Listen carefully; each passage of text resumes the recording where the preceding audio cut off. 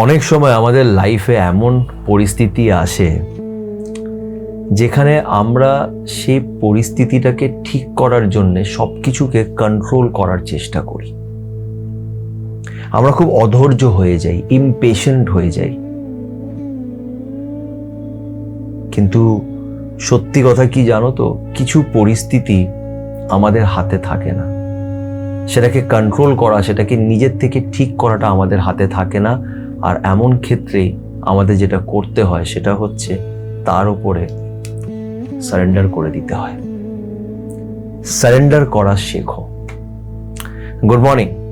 আজ তোমাদের আমি একটা এমন মেডিটেশন বলবো যেটার মাধ্যমে আমরা চেষ্টা করব তার কাছে সারেন্ডার করে দেওয়া, সমর্পণ করে দেওয়া নিজেকে। কেন এটা খুব ইম্পর্টেন্ট। সব কিছু আমাদের কন্ট্রোলে নেই, সব কিছুকে আমরা কন্ট্রোল করতে পারবো না। প্রবলেমটা এটাই যে আমরা জোর করে অনেক পরিস্থিতিকে কন্ট্রোল করার চেষ্টা করি। অনেক সময় একটা চ্যালেঞ্জ আসে, আমরা সেটার থেকে পালানোর চেষ্টা করি। কিন্তু তোমাকে একটা জিনিস বুঝে নিতে হবে যে যেই চ্যালেঞ্জেসগুলো তোমার জন্য লেখা আছে সেই চ্যালেঞ্জগুলো তোমার জীবনে আসবেই। বিকজ সেই চ্যালেঞ্জগুলো না এলে তুমি অনেক কিছুই শিখতে পারবে না। লাইফ তোমাকে শেখাবে, আর লাইফ তোমাকে কষ্টের মাধ্যমে, স্ট্রাগলের মাধ্যমে, চ্যালেঞ্জেসের মাধ্যমেই তোমাকে লাইফ শেখায়। তোমাকে সেই চ্যালেঞ্জেসগুলোকে ফেস করতে হবে, সেখান থেকে পালিয়ে লাভ নেই। সো বেসিক্যালি যেটা আমি করি, যেটা আমি অন্যদেরও বলি করতে, এটা খুব কাজ করে, সেটা হচ্ছে অনেক সময় না কিছু জিনিসকে ছেড়ে দেওয়া উচিত। কিছু জিনিসকে ছেড়ে দেওয়া উচিত। যেমন ফর এক্সাম্পল, আজ থেকে 1.5 মাস আগে আমার মার একটা অ্যাক্সিডেন্ট হলো, বাড়িতেই হলো। মার বয়স হয়েছে অনেক, তো মার হাতটা ভেঙে গেছে। এমন জায়গার থেকে ভেঙেছে যে সেটা সার্জারি করা ছাড়া আর কোনো উপায় নেই। ডাক্তারকে দেখালাম, ডাক্তার বললো ইমিডিয়েট সার্জারি করতে হবে। মারও হাতে ব্যথা হচ্ছে,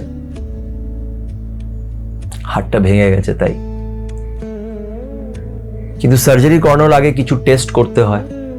সেই টেস্টগুলো যখন করালাম সেখানে দেখলাম যে মার সুগার, মা তো এমনিতে ডায়াবেটিক পেশেন্ট, মার সুগারটা অনেকটা হাই। যার ফলে ডাক্তার বললো যে এখন তো তাহলে সার্জারি করা যাবে না, এনাকে আগে ইনসুলিন দিয়ে সুগারটা কমাতে হবে। এবার মার তো ব্যথা হচ্ছে, হাতটা ভেঙেছে, যত তাড়াতাড়ি সার্জারি হবে ভালো, কিন্তু সুগারটা ওইদিকে বেশি। এবার এমন ক্ষেত্রে প্রথম না আমি খুব ডিস্টার্ব হয়ে গেলাম। বললাম যে এটা কি হলো, সুগারটা কেন এত বেড়ে গেল? মাকে সুগারের ওষুধ দিচ্ছি, সব কিছু দিচ্ছি, কেন মা এত গাফিলতি করলো? কেন সুগারের ওষুধ খায় না? আমি কেন আগে দেখিনি? আমি যদি একটু মার সুগারটা দেখে রাখতাম। আমি তো দেখে রাখি, কিন্তু মা নিজে সচেতন থাকতো না, ওষুধ খেত না। এবার আমার জন্য তো সম্ভব না সারাক্ষণ মাকে দেখা। কিন্তু তখন আমি এই জিনিসগুলো ভাবছি, আরো বেশি টেনশন হয়ে যাচ্ছে যে কবে সুগারটা নামবে, কবে মার সার্জারিটা হবে। বিকজ যতক্ষণ না সার্জারি হচ্ছে মা কষ্ট পাচ্ছে, মাকে কষ্ট দেখে আমার খারাপ লাগছে যে মার ব্যথা হচ্ছে। রাত হলেই ব্যথাটা বেশি করে বাড়তো, দেখে খুব কষ্ট হচ্ছিল। কিন্তু দেন আমি কি করলাম জানো তো, আমি তার উপরে ছেড়ে দিলাম। তার উপরে ছেড়ে দেওয়া মানে এটা না যে একদম মাকে ছেড়ে দিয়ে চলে গেলাম, না। আমি দেখলাম যে আমার কি করণীয়। সুগারের ডাক্তার বললো ইনসুলিনটা দিতে হবে, রোজ দিনে 3 বার করে ইনসুলিন দিতে হবে, আর রোজ সুগার টেস্ট করে করে দেখতে হবে সুগারটা কতটা নামলো। এটা ডাক্তার বলে দিল, আমি সেটাই করলাম। অর্থোপেডিক ডাক্তার বললো যে কোনো অসুবিধা নেই, 10 দিন দেখো, 10 দিনের মধ্যে সুগার নেমে গেলে আমরা ইমিডিয়েটলি সার্জারিটা করব, ইনসুলিনটা নিতে থাকো, সুগার নেমে যাবে। সেটাই করলাম। মার হাতে ব্যথা হচ্ছে, তার জন্য ডাক্তার পেন কিলার দিল, বললো যখনই ব্যথা হবে দিনে 3 বার করে এটা খেতে।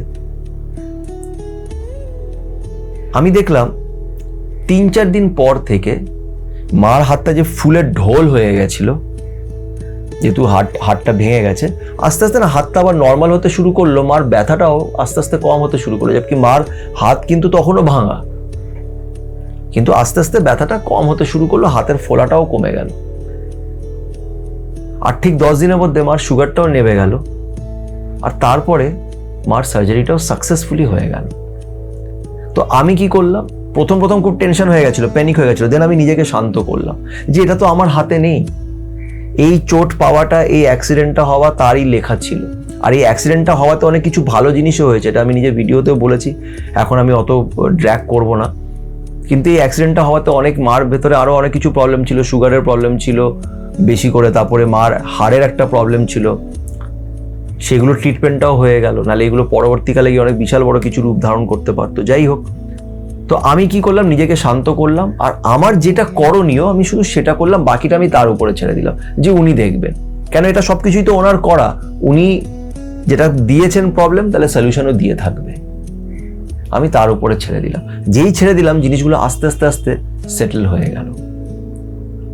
তো এর জন্য একটা জিনিস যেটা আমি রোজ সকালে করতাম, তখনও করি, আর এখন আমার অনেক সময় স্ট্রেস হলে আমি সেটা করি, সেটা হচ্ছে চোখ বন্ধ করে আমি নিজেকে কল্পনা করি যে আমি জলের উপরে আছি।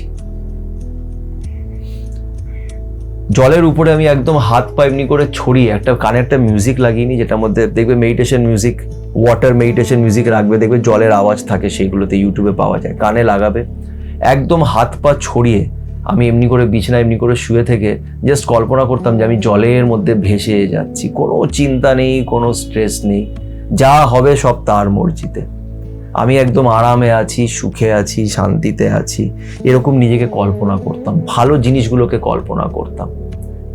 এতে কি হয় না, স্ট্রেস লেভেলটা অনেক কমে যায়। আমাদের বেশিরভাগ প্রবলেম কি কখন হয় জানো তো, যখন আমরা খুব প্যানিক করি, হুজুকে ডিসিশনসগুলো নিই, চিন্তায় পড়ে যাই। চিন্তার কোনো কারণই নেই, তার কারণ হচ্ছে পুরো জিনিসটা উনি সেট করে রেখেছেন, উনি লিখে রেখেছেন। তোমার ভয় পাওয়ার কোনো কারণ নেই, তুমি জাস্ট তোমার যেটা মনে হয় করে যাও।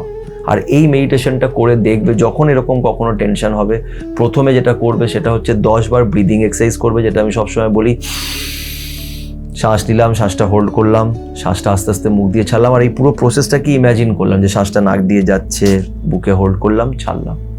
এটা 10 বার করার পরে একটা জায়গায় শুয়ে পড়বে, কানে মিউজিক লাগাবে, হাত পা একদম যেরকম মরা মানুষের মতন হাত পা একদম ছড়িয়ে শুয়ে থেকে জাস্ট ইম্যাজিন করবে তুমি জলের মধ্যে শুয়ে আছো, চিত হয়ে শুয়ে আছো, আকাশের দিকে দেখছো, আর জলের মধ্যে তুমি, আমি এখনো ভাবছিও তো আমার জলের ফিলিংটা আসছে, একদম নিজেকে রিল্যাক্স করে দাও। যে অনেক চ্যালেঞ্জেস জীবনে দেখেছো, সব কিছুর থেকেই লড়ে তুমি বেরিয়েছো, এই সময়টাও কেটে যাবে। ये वक्त भी गुजर जाएगा। কোনো সময় কখনোই পার্মানেন্ট থাকে না, সময় পাল্টাতে থাকে, যেটা আজ আছে সেটা কাল থাকবে না। তাই রিল্যাক্স করে দাও, কোনো চিন্তা নেই, কোনো স্ট্রেস নেই, সব ঠিক আছে, সব ভালো আছে, তার কারণ তোমার সাথে ঈশ্বর আছে।